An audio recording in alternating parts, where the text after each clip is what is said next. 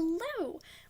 Welcome back to my channel. If you are new, nice to meet you. I go by B. If you are a returning viewer, then thank you for that.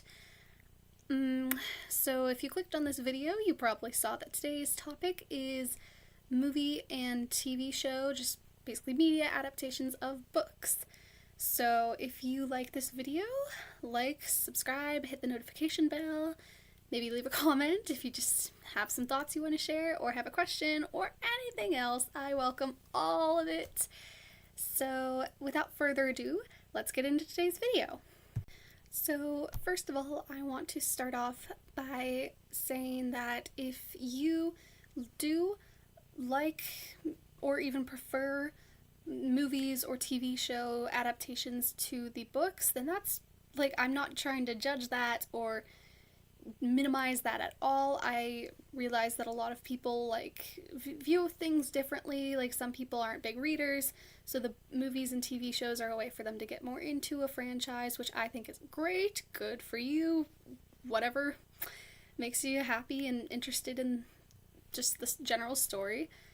And some people look at it as like an alternate version almost, or some people just like to see it and don't really care about the differences. So I'm not trying to,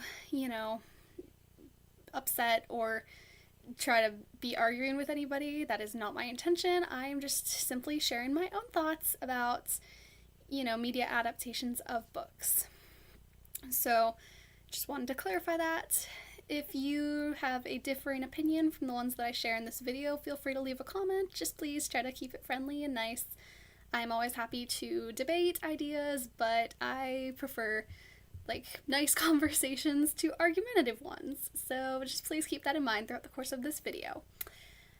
So first off, I do think that there are some good media adaptations of books. Some stay very true to the story and the characters and just the author's original ideas and intentions, and a lot are even made with the author helping out in the production of the media, which I think is very cool. And sometimes they agree to certain changes to make it fit the time period a bit better, which not time period, but sometimes things will be written and then years later they're made into TV shows or movies, so you just have to tweak some stuff to make it a bit better. But I do think that a lot of the time media adaptations of books kind of mess them up a little bit. Again, just my opinion. But for example, yesterday I was watching a video on a channel called Just Allie. Go check her out. Great videos. I love her content. But she was watching a Twilight movie marathon with some friends and reading the Twilight book series as an adult for the first time. Very good video. But it just kind of got me thinking. I wanted to talk about this topic. So the Twilight series is a good example because I don't like the Twilight series as much anymore now as I'm a bit older, but back a couple years ago, even just 2 or 3 years ago, I think, I was kind of obsessed. I loved the book series, and then I watched the movies, and I was a bit disappointed. I thought they were very different, and I know some people like the movies, so I'm not trying to hate on those at all.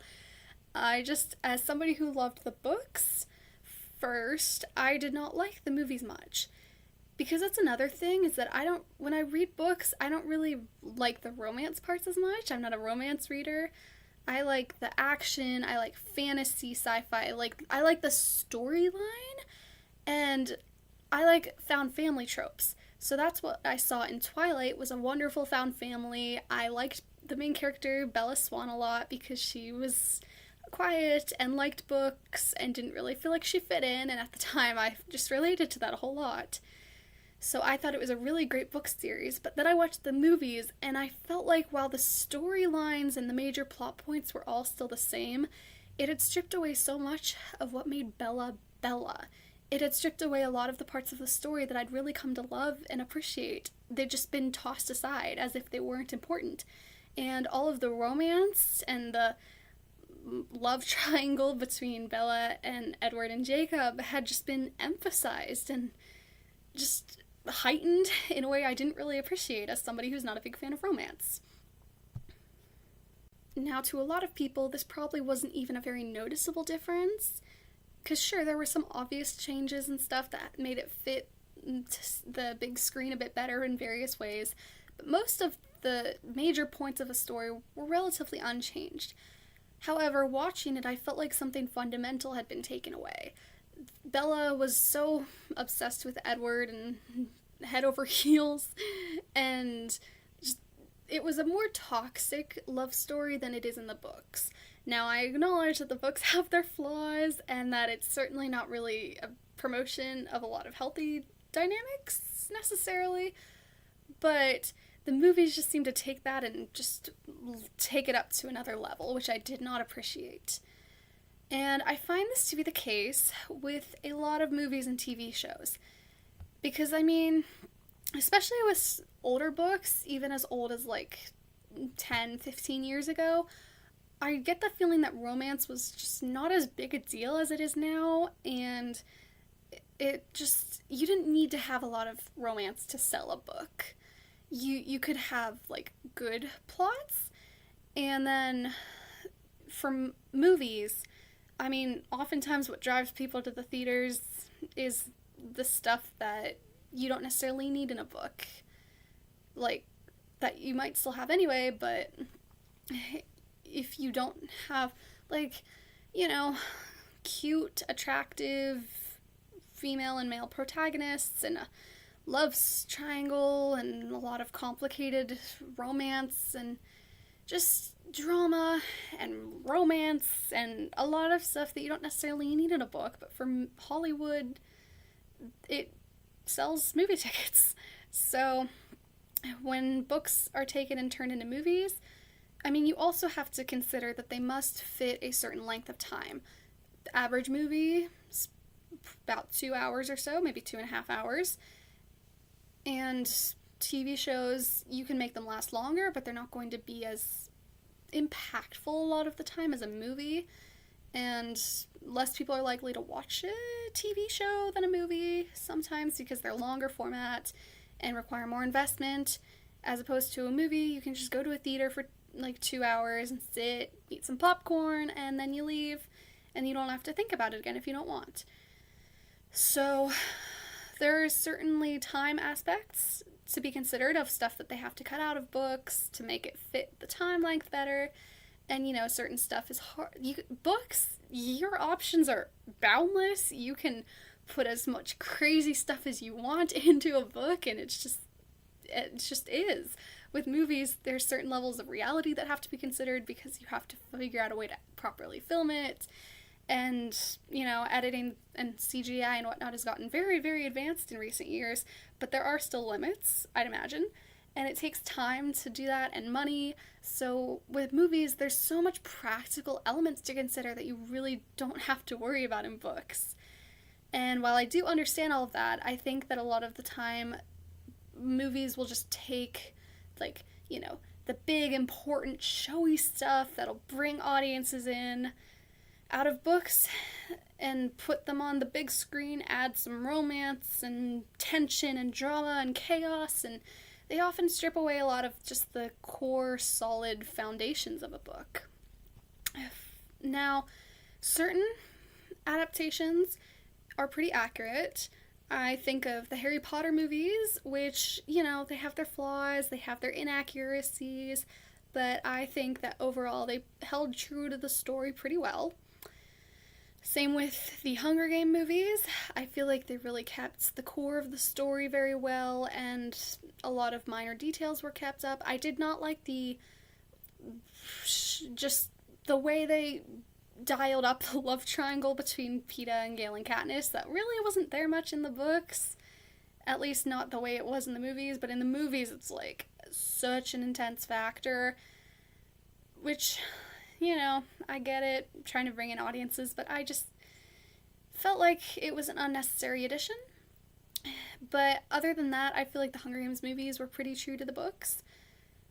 And I know there's a lot of other ones that I can't think of off the top of my head, or maybe I haven't even seen or heard of, that do stay pretty well true to the storyline. But like I said earlier with Twilight, oftentimes they can hit some of the same major plot points and even include all the same characters and all the important stuff and still miss a large part of what made the book meaningful in the first place. And in addition to things like that, where they just take away background pieces of the story that still then leave an impact, there are sometimes movie or TV show adaptations that take out huge pieces of the story and completely change what it was supposed to be in the beginning. And I'm going to give you two big examples here. First one, a book that was turned into a series of movies that ended up completely different than the books. Divergent. Now, if you have read the books and watched the movies, then please let me know your take on that in the comments. But I definitely thought the movies were not at all like the book. For those of you who don't know, I'm just going to give you a brief summary of the plot. So, basically, it's a dystopian society. I don't remember how far in the future it was supposed to be, where I think it's Chicago. We're just going to say Chicago. I'm sorry if I'm wrong on that. It's been a while since I've read the books. But Chicago it's like the only civilization left. There's like a wall all around Chicago, and Chicago's been divided into 5 factions. So you have the Abnegation, who are selfless, the Amity, who are just kind and gentle, the Candor, who are always honest and speak only the truth, the Dauntless, who are brave and fearless and a little crazy, and the Erudite, who are intelligent, scientists, scholars, doctors, what so else. And the main character, Triss, was raised in abnegation, and then on her 16th birthday, like everybody else in her faction, or in all the factions, she must choose whether to continue to live in her own faction or to join a new one. So she joins the Dauntless, and this book is just like her story of that. And it's a trilogy. It's a great series. Definitely recommend it. But I loved those books, and then when I heard there were movie adaptations, I was like, I have to see those. So I found them and watched them, and I was shocked, and not in a good way. The first movie isn't terribly different from the books. It holds most of the same major plot points. It does take out a lot of the main characters, but, they weren't like the main characters. They were just pretty significant characters. I was like, okay, whatever, not one of the best movie adaptations, but not horrible either. Then the second movie, it completely changed, like, the entire point of the plot. It changed some major elements, and the ending just ended up completely different. And then the third movie and fourth one, parts 1 and 2 of the third book, it didn't even have any... it had some of the, like, major same plot points, but the ending was completely different. And I won't spoil it for those of you who haven't seen the movies or read the books, but all I can say is certain character died, and they did not die in the movie, which that was a major plot point, and you just can't change big important things like that. And yet people like the movies, and whenever they think Divergent, probably that's what a lot of people think, is the movies instead of the books. Which annoys me because they're so different, I feel like they shouldn't even be the same thing. And like I've said before, if you do like those movies, I'm not trying to judge at all or say that they are just unobjectively terrible, but I think that they're good as a separate thing from the books. But as soon as you try to say that they're like the movie adaptation, I have to disagree because I feel like they just aren't really the same story in a lot of ways. Now, for movies, I know that there's, like I said before, the time issues. You can only put so much in, and the Divergent books do include just a ton of content, so I do get why some changes might have been necessary. But for TV shows, that same time limit is not an issue. As far as I'm not involved in filmmaking or anything like that, obviously. But as far as I know, for TV shows, budgeting is pretty much the major issue, and that's like your main concern. Time is not necessarily an issue, aside from the way it impacts budgeting. But the Percy Jackson TV show. Never mind. Scratch that. The Percy Jackson movies. I don't know what I was talking about, but we will talk about the TV show here in a minute. So, the movies. I don't know if any of you have read the book and or seen the movie. Please let me know your thoughts in the comments. I absolutely love the Percy Jackson series. The movies, though, I thought were a little terrible. So the first one actually did hold pretty true to the original story in most ways. They cut out some plot points that were not super major, but kind of important. But they made it work. I was like, okay. My main issue with that was the same as a lot of people, I think, in that, what's his name? Logan Lerman? I'm pretty sure that's it. He was, I don't even know how old he was when he was filming the movie, but he looked like a high school senior, and they did the movie as if they were all high school seniors, which really annoyed me because in the books, obviously, if you know, Percy Jackson is a 12-year-old in the first book, not at all in high school, barely even in middle school, and I was just, if you change the character's age, you often change a lot of stuff about the story. But that's how they did it. Whatever. That's how it worked. Another main concern that a lot of people had was Annabeth's appearance. The fact that she had brown hair instead of blonde hair in the movies, which, again, I found a bit frustrating, but minor details in the grand scheme of things. So I let it slide. Then I watched the second movie, and it was... I did like it as something that's separate from the Percy Jackson universe. If you just called it something else, if you told me it was, completely unrelated to the Percy Jackson franchise, I would have liked it. But when it calls itself Percy Jackson 2, it's so not. It is very different. Like with Divergent, the ending is completely different. Most of the plot points are so different. They change stuff about characters and leave stuff out, and it's just so frustrating to me because it feels like an inaccurate representation of the books that I absolutely loved. And it didn't even leave any room open for a third movie because, the first 5 books all deal with the same major villain, and in the second movie, they kind of dealt with that. Yet they still tried to bring back the same character at the end of the second movie that they bring back at the end of the second book. So I don't even know how that would have worked if they'd try to keep going, but they didn't.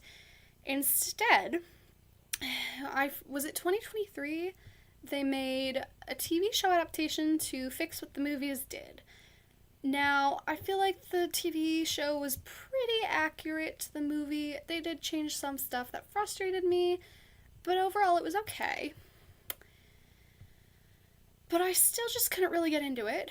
First of all, because at that point I was a little older, not really as close to it all, which, you age out of stuff eventually no matter how much you like it.